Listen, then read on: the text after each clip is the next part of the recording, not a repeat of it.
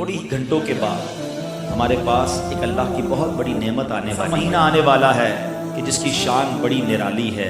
اس مہینے کی شان کیسی ہے؟ ہمیں نبی پاک علیہ السلام جب رجب آتا تھا نا تو میرے آقا یہ دعا فرمایا کرتے، اللہم بارک لنا فی رجب و شعبان و بلغنا رمضان۔ اے رب کریم رمضان ہمیں رجب اور شعبان میں برکت عطا فرما اور ہمیں رمضان سے ملا دے۔ رجب کا احترام کرنا یہ اللہ کو کتنا محبوب ہے۔ حضرت عیسیٰ روح اللہ علی نبینا علیہ الصلوۃ والسلام کے دور کا میں آپ کو ایک واقعہ سناتا ہوں کہ ایک شخص تھا، ایک مدت سے ایک عورت کے بارے میں اس کے دل میں برے خیالات تھے، اور ایک بار اس کو موقع ملا، اس عورت پر اس نے کنٹرول حاصل کر لیا۔ قریب تھا کہ وہ گناہ کرتا۔ اس نے دیکھا کہ لوگ چاند دیکھ رہے ہیں، پوچھا یہ مسلمان؟ وہ مسلمان بھی نہیں تھا، غیر مسلم تھا۔ تو اس نے کہا یہ لوگ کس چیز کا چاند دیکھ رہے ہیں، کس مہینے کا چاند دیکھ رہے ہیں؟ تو کہا مسلمان جو ہیں رجب کے مہینے کا چاند دیکھ رہے ہیں۔ اللہ اکبر! جب اس نے سنا کہ رجب آ گیا ہے وہ اس عورت سے دور ہو گیا، گناہ سے باز رہا۔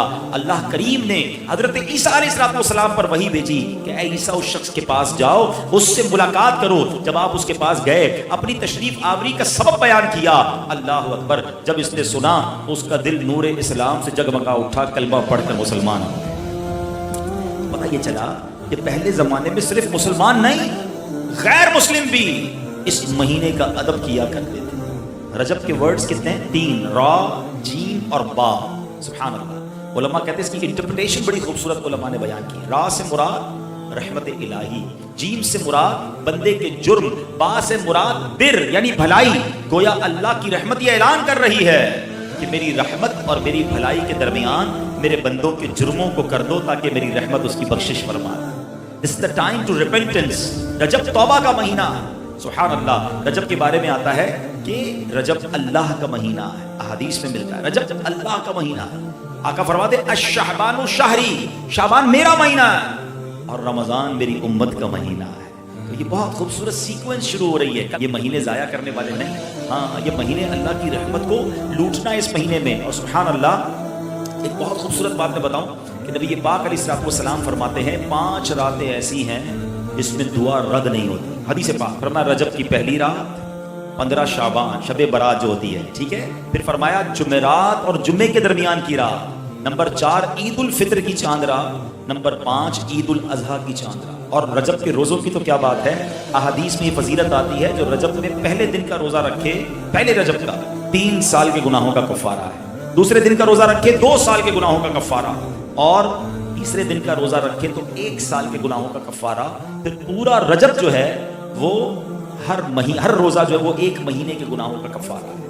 اب تو سردیوں کے دن ہیں، ویسے ہی ہم میں سے کئی لوگ لیٹ لنچ کرتے ہیں، 6 سوا 6 بجے افطار ہو جاتا ہے، ہو سکے تو نفلی روزے رکھیں، یہ عبادت کا مہینہ ہے۔ علامہ صفوری رحمۃ اللہ تعالی علیہ فرماتے ہیں کہ رجب بیج بونے کا مہینہ ہے، شعبان پانی ڈالنے کا مہینہ ہے، اور رمضان فصل کاٹنے کا مہینہ ہے۔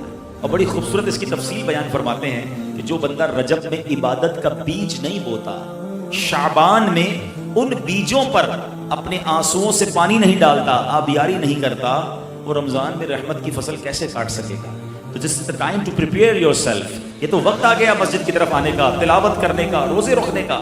اگر کوئی دوری ہو گئی ہے عبادت سے تو پھر جڑ جائیں، اور رحمتوں والے مہینے شروع ہو رہے ہیں۔ اے میرے پیارے اسلامی بھائیوں، اللہ کرے کہ ہم رجب میں اللہ کی عبادت کر کے، اپنے گناہوں کی معافی مانگ کے ہم اس رجب کو اس طرح گزاریں۔ اور رجب میں ایک اور کام کرنے کا بڑا زبردست میں آپ کو بتا دوں کہ نبی پاک علیہ السلام فرماتے ہیں، حضرت عبداللہ ابن زبیر رضی اللہ عنہ سے روایت ہے کہ جو ماہ رجب میں کسی مسلمان کی پریشانی دور کرے، اللہ عز و جل اس کو جنت میں ایسا محل عطا فرمائے گا جو حد نظر تک وسیع ہوگا۔